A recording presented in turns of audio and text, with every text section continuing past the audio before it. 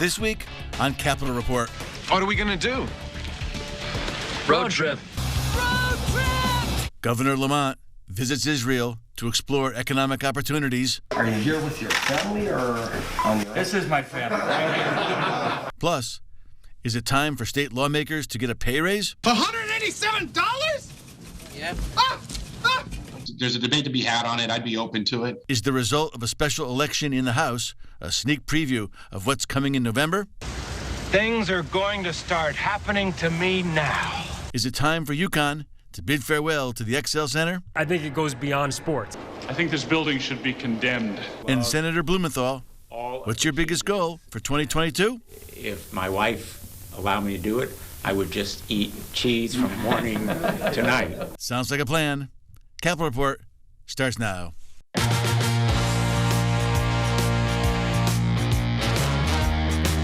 Welcome to Capitol Report. I am Tom Dutchick. We are so glad you're spending part of this Sunday morning. Alongside the power panel, Eva Bermudez Zimmerman joins us again. Good morning. And if you were sitting around the house wondering, hey, what happened to Timmy Herbst? Well, here he is. Good morning. All right, guys, let's get into it. Another busy week in the world of Connecticut politics. Lawmakers are getting down to business at the Capitol. The mansion tax is being discussed again. The Lieutenant Governor hit the road to push her boss's plan to lower the car tax rates. What was Governor Lamont up to last week? Yep, went to Israel. Lamont was on an economic development mission, spent the week meeting with Israel Prime Minister, President, tech companies, venture capital firms, a host of others. The goal to generate more business for Connecticut and hopefully lure some of those companies over here to put down roots in the U.S. Here's what the Gov had to say during his visit with the Israeli Prime Minister. Watch this. We've had the most amazing trip here. These are all entrepreneurs who start up businesses, but more importantly, we're so impressed with the startup nation, and that's what we're trying to, learn from. Tell people a little bit about Connecticut. They know about Boston, they know about New York, but Connecticut is an amazing place to on-ramp a company. Connecticut. I have friends all over. Went to camp in Connecticut and what's not. I mean, you're a bit similar to Israel, small and very, very innovative, right? And punching above our weight class. Yeah. By the way, I think all your economic factors. I mean, it's a very impressive state. Trip had been planned since 2019 and got delayed because of the pandemic, and I suppose there's never an ideal time for the governor to leave town, but the governor returns home to a simmering scandal that doesn't seem to be going away and a potential gubernatorial opponent who's spending money on TV ads like kids in a candy store. Guys, so is this the kind of trip the governor should be doing at this time, or there's no good time to do it? I think any time is a good time. He's there representing Connecticut and doing it well, has time with Prime Minister. Who else can say that from another state? And when you look at the CBIA reports on job openings and unemployment, we are the 6th state with the highest number of unemployment. So anytime's a good time, honestly. Mark that on your calendar. Eva Bermudez-Zimmerman referencing CBIA here on Capitol Report. Timmy Herbst. Well, I think it's great that we're forging relationships with Israel, and I applaud the governor's efforts. However, I have to say that as somebody who has a startup company here in the state of Connecticut, I think what our state government needs to do is focus not only on lowering the cost of doing business, but focusing on the regulatory scheme in our state, which makes it very burdensome for startup companies to grow with a process that isn't streamlined. So I think that's where the focus needs to be. The governor's been business friendly from the first day he stepped into office. His priority has been making sure that we had opportunities and helping small businesses like yourself. So I think that when you look at the regulations that we impose on businesses in this state, it makes it very hard to do business in this state. And I think that's why you've had a lot of businesses leave the state of Connecticut and go to even states that are more favorable, like Massachusetts, which says an awful lot. Okay, so what did Republican leaders think of the Gov heading to Israel to drum up business? Well, we asked. Watch this. I am not going to discourage the governor going to Israel, but I think we don't have to go overseas to find jobs. We've got them right here. We've got world-class helicopters, nuclear submarines, Pratt & Whitney. You have the insurance industry. These are great paying jobs, and rather than go into competition with the insurance industry, we should be growing that footprint. You know, I found it odd that outside of a couple pictures and maybe one video, this was like the Manhattan Projects of trips. I mean, it was like held in secret, it seemed. Don't you think it it's odd? The Prime Minister. He's a very important man. But going back to Timmy's reference earlier about GE, I think he was specifying GE leaving Massachusetts. That plan was in the works at least 10 years in the making before there was even a conversation of bailouts or money to get them here and stay here in the state. It's a shame when you're trying to keep GE here, when you put the logo of another company on the plan to try to keep them here, it doesn't send a message that you are engaged with the business community. I think the message with the governor of saying that we're a great state and you should come here and prioritize because we have great schools and the citizens are ready to work, I think that's the right message for Connecticut. All right, guys, well, topic 2. For decades now, Connecticut lawmakers have proposed an aid in dying bill. Every time it's come up, it gets shot down. There's passionate debate on both sides of this very sensitive and personal issue. Take a listen to this.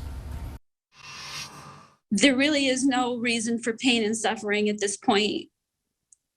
You know, people should have that choice to end their life the way they want to. When they're terminally ill, you set the rules.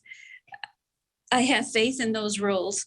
Every year when this bill comes up, I am here to testify against it. I have stood before you as a competent, creative, and successful professional who has had a good life while experiencing a high level of disability. So, guys, this failed many times before. It comes up again this time of the legislation. I know the Catholic Church, Timmy, is certainly against this legislation. Where do you think it goes this year? I don't think it's going to advance at all. And I have to tell you, that's a very emotional issue because people don't want their loved ones to be in pain and suffering when they pass away. Fortunately, in November, when my grandfather passed away at the age of 96, he had good palliative care. He had in-home assisted living, and it was a tremendous help.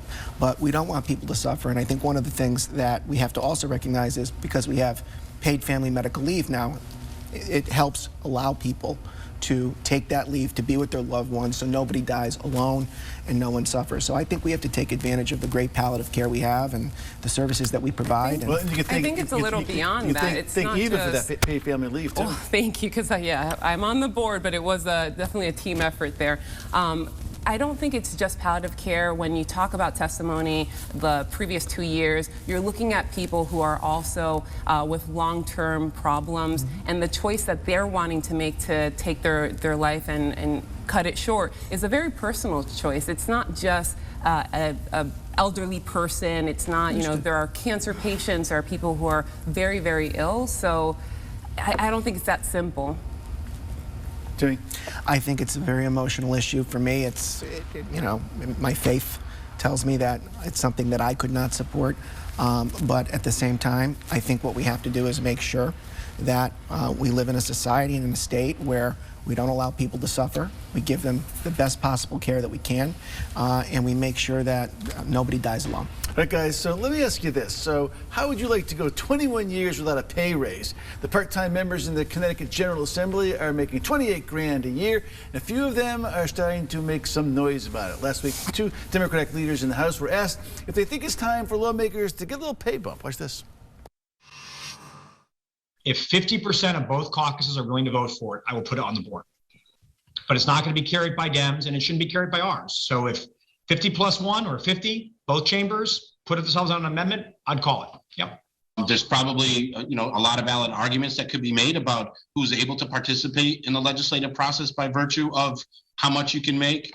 Would it allow us to spend more time, more in-depth time on a lot of the difficult policy issues that we face? There's a benefit to that. I also think there's a benefit to a part-time legislature that has most members actually still grounded in something outside of politics. I would never advocate for a full-time legislature. I'm not there. But if you wanted to increase the pay and it was bipartisan, yeah. I mean, it has to be a reasonable increase, right? It shouldn't be 100% or something like that. But yeah, it might be time to do that.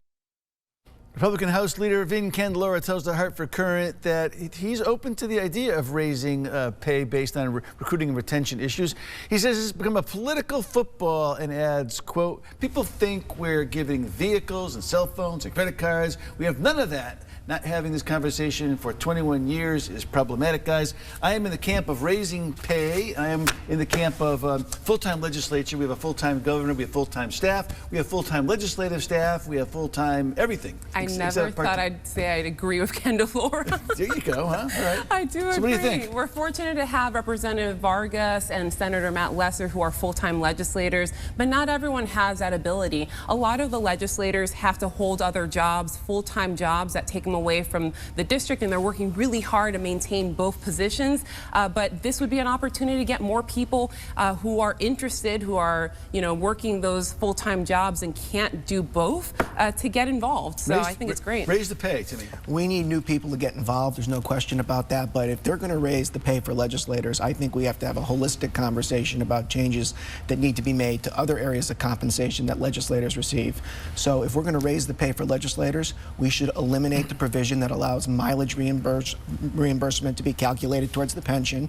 We should not have health care for a citizen legislature that is better than what members of Congress receive. Whoa, a full and we gutting. we know that because we have existing members of Congress in this state who opt out of the federal plan and take the state health care because it is that more generous and more rich. It's a lot better. So what I would say is, if we're going to raise the pay, let's settle all family business, put all these issues on the table, because working families in the state of Connecticut don't have a lot of these rich benefits. And if this is truly a citizen legislature, let's address it. Legislators shouldn't only be rich people, and if you gut the benefits, then what do you have left, honestly? Come on, Tim. They can have benefits. I'm just saying they shouldn't have benefits that are better than what members of Congress receive. It's just too drastic right now.